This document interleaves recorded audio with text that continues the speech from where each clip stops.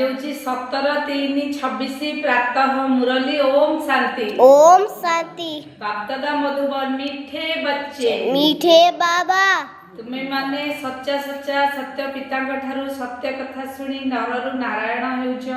तुमको 21 जन्म पाई बेहदर पिता ठारू वर्षा अर्थात पैतृक संपत्ति मिल जाउची।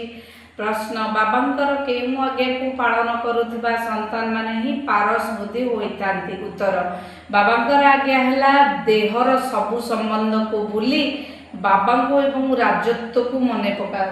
बाबा को मने पकेबा और राजत्व को राजत्व कोन शांति दान स्वर्ग एहा ही हेउची सद्गति पाई सद्गुरुंकर श्रीमत जे माने एही श्रीमत को पालन करूछंती अर्थात देही अभिमानी हेउछंती सेही माने ही पारस बुद्धि हो जाउछंती। गीत आज अंधेरे में हम इंसान आज आमे होचे अंधार रे आमे होची इंसान सब रहिचे आमे मनुष्य माने। ओम शांति। ओम शांति। एहा कलिजुगी दुनिया सबु आत्मा अंधकार रे अछंती। तेबे जेबे भारत स्वर्ग थिला एही भारत प्रकाश रे थिला। एही भारतवासी जे माने एबे निजको हिंदू कहउछंती असल रे माने देवी देवता थिले। भारतवासी स्वर्गवासी थिले।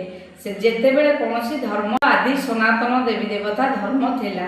पुणी स्वर्ग वैकुंठ बहिष्ठ भेबेन एसबु भारतर नाम थिला। प्राचीन भारत प्राचीन पवित्र भूमि बहुत बहुत धनवान थिला। एबे तो भारत कांगाल हो जाइछि काहेकि ना यह कलिजुग अटे। एना भारत कांगाल हो जाइछि।